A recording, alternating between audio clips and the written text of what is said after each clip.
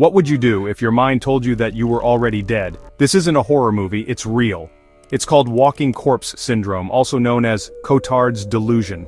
Named after French neurologist Jules Cotard, the condition was first described in 1880. He treated a woman who believed she had no brain, nerves, internal organs, and no stomach, and that she couldn't die because she was already dead. She refused to eat. She asked to be burned because she believed death had already claimed her. She eventually died of starvation. What causes this strange condition? The exact cause of Cotard's delusion remains unclear, but studies point to a mix of psychiatric, neurological, and cognitive issues playing a role.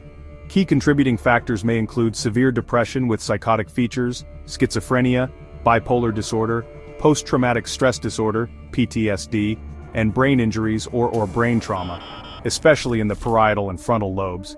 The areas responsible for self-awareness and emotional regulation. Cotard's delusion can deeply affect both mental health and social functioning, often leaving individuals disconnected from reality. Some believe they are immortal instead of dead, which may lead to dangerous or impulsive behavior. Others isolate themselves completely, rejecting medicine or medical treatment because they no longer believe their body needs care. Let's look at some real cases. One man in the UK survived a car crash, but afterward, he believed he had died and gone to hell. He insisted his organs had stopped working. He would only visit cemeteries, claiming that was where he belonged. A man who experienced severe brain trauma from a motorcycle accident developed Cotard's delusion and became convinced he was dead. Believing he belonged among the dead, he eventually took up residence in a cemetery. A woman experiencing postpartum depression began showing signs of Cotard's delusion, believing that both she and her newborn had died, prompting the need for immediate psychiatric care. A man battling severe depression and brain injury following a failed suicide attempt became convinced he was dead and living in hell, an idea reinforced by the hot climate of his home in South Africa. A 74-year-old patient claimed he had been stabbed at his nursing home and referred to his hospital bed as his coffin. A woman with Cotard's delusion believed her brain was decaying and claimed she could feel worms crawling inside her head.